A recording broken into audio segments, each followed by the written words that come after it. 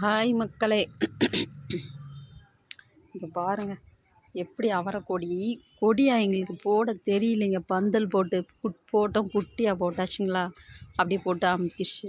இங்கே பாருங்கள், துளசி செடி மரமாகவே வந்துடுச்சு, உள்ளுக்குள்ளே நிறைய இடத்துல இருக்குது.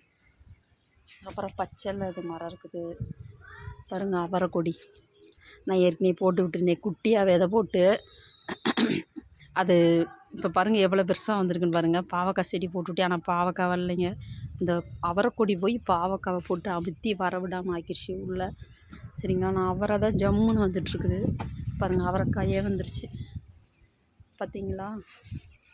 நிறையா பூ பூத்து காய் காய்ச்சிருக்கு பாருங்கள். பிஞ்சு நிறையா இருக்குது. இங்கே வாங்க, செம்மையாக இருக்குங்க. ஒரே அவரைக்காய் பொரியல், அவரைக்காய் சாம்பார், அவரைக்காய் குழம்பா தான் சாப்பிட போகிறோம். இந்த வீடியோ பிடிச்சா லைக் பண்ணுங்கள், சப்ஸ்கிரைப் பண்ணுங்கள், கமெண்ட் பண்ணுங்கள். பாய். உங்களுக்கு அவரைக்காய் வேணுன்னு கேளுங்க, தந்துடுறோம். பாய்.